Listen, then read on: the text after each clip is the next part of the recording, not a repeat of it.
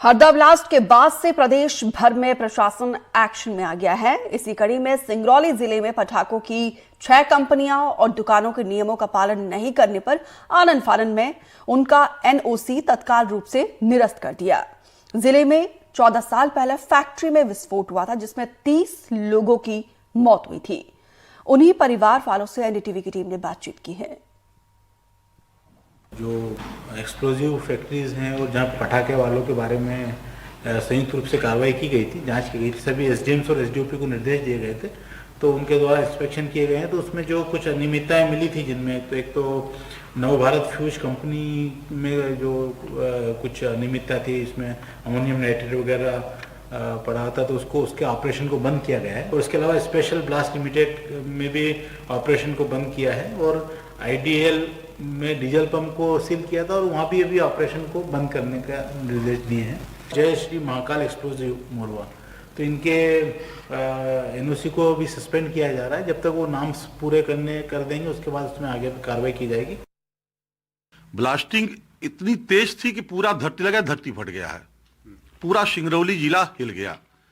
लोग समझ ही नहीं पाए थोड़ी देर के लिए हुआ क्या। बताते हैं कि 20-20 फीट ऊपर लोग उछले हैं।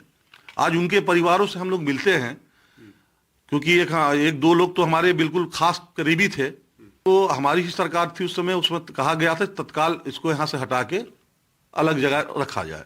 अभी तक इस पर कार्रवाई नहीं हुई। जब मैं पार्षद बना हूँ, पार्षद प्रतिनिधि हूँ, मैं माननीय कलेक्टर महोदय से भी लिखित के, एसपी साहब से लिखित के माध्यम से निवेदन किया था, जो शहर में ब्लास्टिंग गाड़ियां चल रही हैं, इनका रोड क्योंकि बाईपास है, इसके बावजूद भी शहर से बीच अम्बेडकर चौराहा होते मेन रोड होते हुए ये गैस प्लांट जाते हैं तेल बचाने के चक्कर में। दूसरी घटना न हो, इसके तत्काल कार्रवाई करके ये ब्लास्टिंग वाले स्थान को हटा के दूसरे जगह स्थान पे रखा जाए। 2009 का वो दिन आपको याद होगा जब आपकी पति की मौत हो गई थी उसी बारूद कंपनी के ब्लास्ट की वजह से। कैसा उस तबाही का मंजर हो गया? तबाही का मंजर तो सभी को पता था कैसा था। हम लोग तो हमारे पछन के ऊपर तो पड़ा था, तो हो गया। हम ही लोग जान रहे हैं कौने रंग से गुजारा हुआ, कैसे के हुआ। शिवराज सिन्हा आए, हम गांव चले गए, उनका जो मट्टी उट्टी मिली लेकर, फिर शिवराज सिन्हा आए यहीं ब्लास्ट कांड के वहाँ में, तो बुलावा गया, तो फिर हम लोग वहाँ से फिर आए।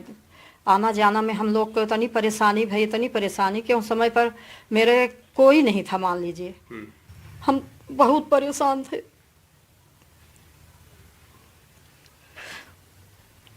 इसके बाद का गुजारा कैसे हुआ? किसी सरकार से किसी तरह का सहयोग मिला आपको?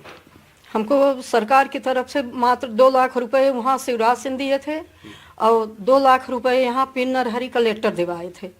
मात्र 4 लाख रुपए मिला था। 10,000 रुपए बोले थे पिन नरहरी कलेक्टर के ये राम लल्लू बैस देंगे। फिर ये लोग हम लोग को न बुलवाए, हम लोग जाने भी नहीं और नहीं मिला। हम लोग कमाने वाले घर में सिर्फ वही थे? कमाने वाले कोई नहीं थे, वही भर थे। मेरे बच्चे बहुत छोटे थे। यहाँ किन किन समस्याओं से लोग जूझते हैं? चूँकि रिहायशी इलाके में ये कंपनियां संचालित हो रही हैं, जिला मुख्यालय से सटा हुआ यह इलाका है और 2 किलोमीटर के दायरे में यह जो कंपनियां संचालित हो रही हैं, इससे लोगों को खतरा भी है। 2009 में एक बड़ा हादसा इसी जगह से हुआ था, कितना खतरनाक मानते हैं आप? कैसा लगता है?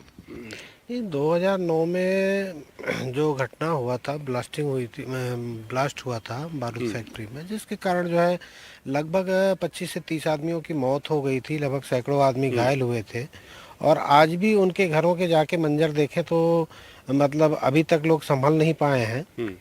14 वर्ष पूरा हो गया। और तो उस वक्त के तत्कालीन मुख्यमंत्री शिवराज सिंह चौहान ने इन कंपनियों को रहायशी इलाके से हटाकर दूसरे जगह शिफ्ट करने की बात कही थी, और जिस पे जिला प्रशासन ने पहल भी किया था कि बरगवा में इनको दी जाएगी। लेकिन इसके बाद क्या हुआ, इन लोगों कंपनी वालों को जिला प्रशासन ने शिफ्ट करने की प्रक्रिया अपनाई या नहीं अपनाई, या कंपनी वाले जाना नहीं चाहते हैं, साठगांठ करके चला रहे हैं।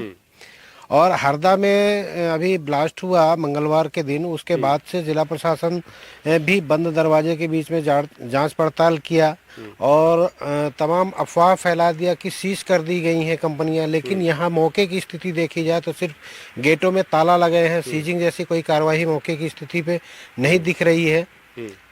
अब जिला प्रशासन के बीच और अधिकारियों के बीच क्या, कंपनी संचालकों के बीच क्या साठगांठ है, ये तो वही बता सकते हैं।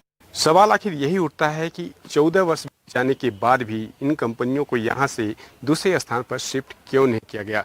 इसकी इसमें लापरवाही है, जिला प्रशासन की लापरवाही है या सरकार की इसमें लापरवाही है, क्योंकि सीएम के भी निर्देश थे कि इन कंपनियों को यहाँ से हटाया जाए, रिहायशी इलाके में कंपनियां संचालित न हो। लेकिन सीएम के निर्देश के बाद भी देखिए 14 वर्ष के गुजर जाने के बाद भी इन कंपनियों को यहाँ से हटाया नहीं गया है। ये बड़ा सवाल आज भी बना हुआ है। सिंगरौली से एनडीटीवी के लिए देवेंद्र पांडे।